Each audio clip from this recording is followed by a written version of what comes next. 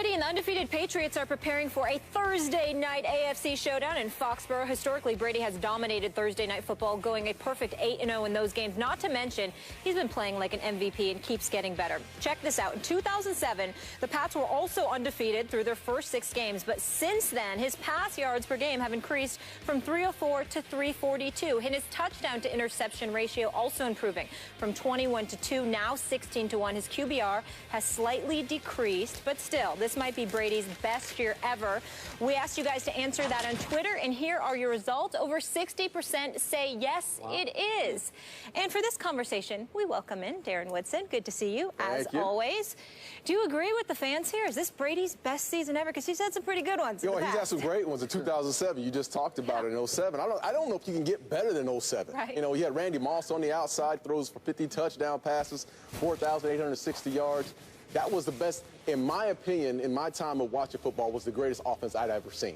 I mean, coming to town, they were going to put up points, and you know it. Now, you played against Brady. I played in Foxborough. In which year? Had to be 02. Okay, I got it. Had to be 02 in that time. Super Bowl years, those years. Yeah, and they were strong then as well. And that's what you like about Brady. Brady has not changed. And we've always tried to discount what he's done in the past. And it seems like, you know, now I'm looking at this situation this year. I think this is his greatest work. I honestly do, because in 07 he had guys like Randy Moss on the outside, and he had some playmakers that can make plays for him. Right now, Gronk is the only big name on that offense. Yeah. You talk, you know, Julian Edelman, as much as I love him and what he's doing, that's all good. Danny Amendola, these guys, could they play on other, Brandon LaFell, who can't catch the ball half the time on the outside, could they do these certain things on other teams? And I just don't see it. And Brady makes them better. And again, you just go back to 07.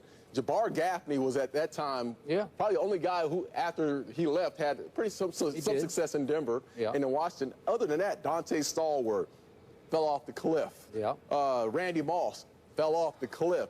I mean, you see so many. Wes Welker, what ended up happening with him? There's so many guys that Brady made better in their time, and this year is no different. Stephen A. I went back and took a peek at the 2007 stats of the New England Patriots when they went undefeated after Spygate, ultimately went through the playoffs and lost to the Giants in the Super Bowl because Strahan and the crew were all over him, and he had to tap dance like the late, great Gregory Hines, God rest his soul.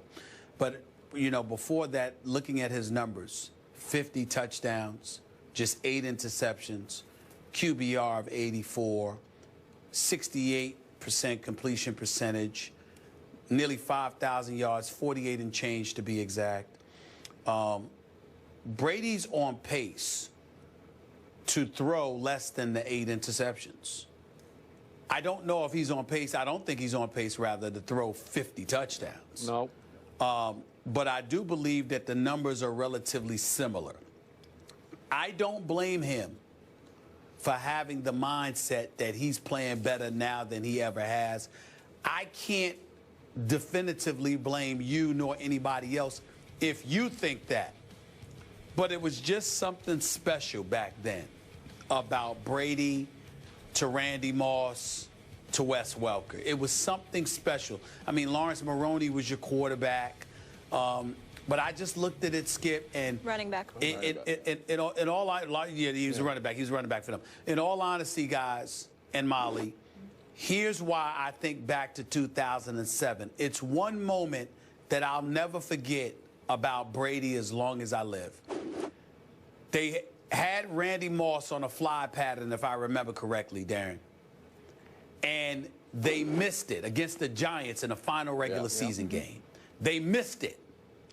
The very next play, they called the same play. And Baum threw it up there, and Brady connected with Moss for the 50th touchdown. Okay? I just thought that that moment was so special because it was like they were literally saying, we're going to do what we want to do. What are you going to do about it? Boss move. They just had, this year they seem to be on this mission where it's all about Deflategate and, you know, proving you wrong and all that other stuff. Before, you had Spygate, But remember, that was legitimate. They could use it as a motivational tool all they wanted to. But what was undeniable was that it was legitimate because it was Spygate. You're spying and you're not supposed to be doing that, and, you know, all of this other stuff. And Lord knows how many tapes the commissioner's office had and all of this other stuff. But they just went out on the field and said, we're going to show you we're better. That's entirely different than being out there now, being ticked off and basically taking it out on everybody because you have a superior system with superior personnel, a superior coach, et cetera, et cetera. Back in 2007, it was like, we're bad boys, and we're going to come out here and we're going to show you how bad we are. It was a different mystique about them back in 2007. And I loved it more than I love this, although I respect both immensely. Okay, did you love it more in 07 because Brady was throwing to a man who caught 23 touchdowns from him named Randy Moss, who was the greatest deep threat in pro football history? Well, that obviously has something to do with it, Skip, because it's the show. It's the show. Like, for example, when I watch Brady, I marveled at his performance last week, but to me, Skip, you can appreciate this. Darren, you can appreciate this. It was a Kenny Stabler kind of performance to me last week. You know what I mean? Just picking you apart, systematically marching you downfield and just making one throw after another and just demoralizing you. In the case of Randy Moss, he was a show in and of himself. But he still, as great as he was, he still wasn't Tom Brady. And it was just something special about watching that team that year. It's beautiful now, but it was really special in 2007. It was some special moments up in there, man. It really was. By the way, Kenny Stabler could throw it to the other team on occasion, like a lot of times. But remember, Tom Brady this year has so far 12 touchdowns to one of the worst luck interceptions in the history of interceptions, where it's basically a catch by Edelman that gets bobbled into a pick six. Yeah. Okay, so in 2007 through 6 games, he had 21 touchdowns, so 21-2. Now he's 16-1, which should be 16-0. I believe, going back to this past Super Bowl, Tom Brady has played the greatest quarterback of his career, including the Super Bowl. Is it Deflategate fueled? Yes, it is, I believe, because this guy can be a psycho competitor. And once he decided that these are bogus, trumped-up charges aimed at him, not at his head coach, not even at his owner, at him, then he said, okay, NFL, watch this. But he's having to do it now. And let's look at degree of difficulty. And I hit Stephen A. with this at the start of the show. I'm not going to read the names again. This is the most no-name, inexperienced offensive line in pro football. Exactly. There's one legit bona fide starter who used to be the right tackle, who had to move to left tackle. The center, the guts of this, the brains and guts, is an undrafted free agent rookie. Okay? Think about that. And the other guys haven't started much at all, and it's just mix and match. I don't know how they protect him at all. He's getting rid of the football faster than any other quarterback in the league. And to your point, we all appreciate Gronkowski, but there's no deep threat at all. Right. There's not one guy who can take the top off the defense. Right. There's no stretch player. Well, there's no threat at all. Everything is going to be mostly underneath, right? And there's going to be a lot of run after catch with it. Go ahead, Stephen A. Well, Skip, and this is not so much of debate as it is a question for both you and Darren. Darren, because he's a Super Bowl champion. You, because you've been covering the sport for over 35 years. I will defer to y'all when I ask this question.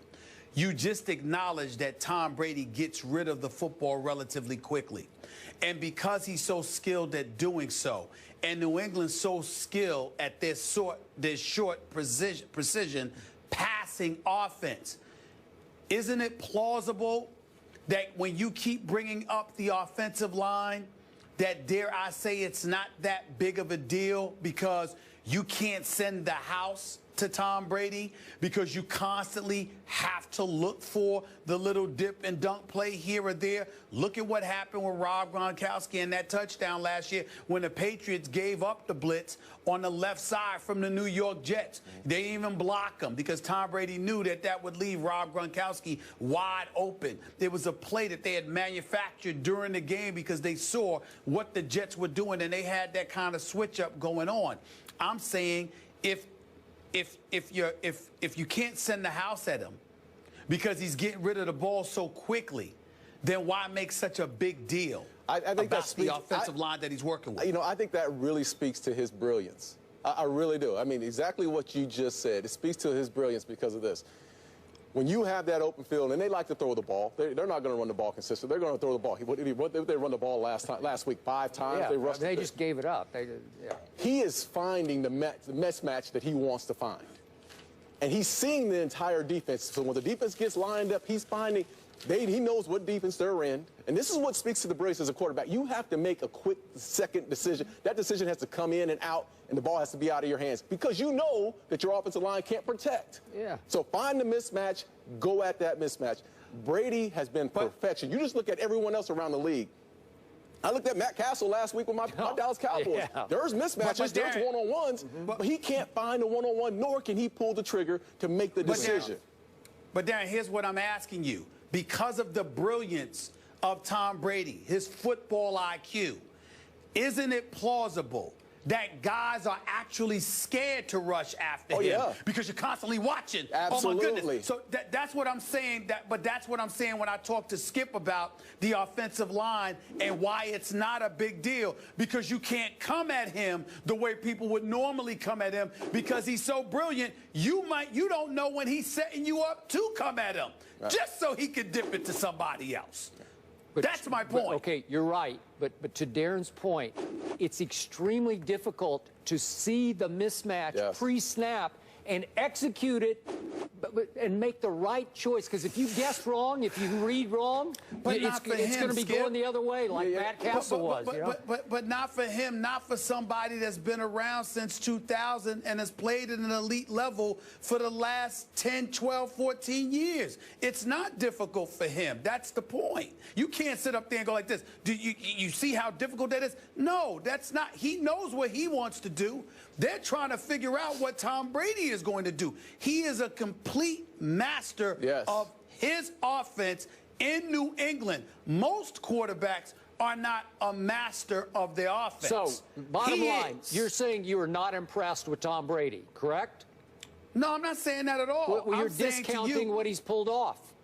No, I'm saying to you, you need to stop bringing up the offensive line because it's really irrelevant when it comes to him.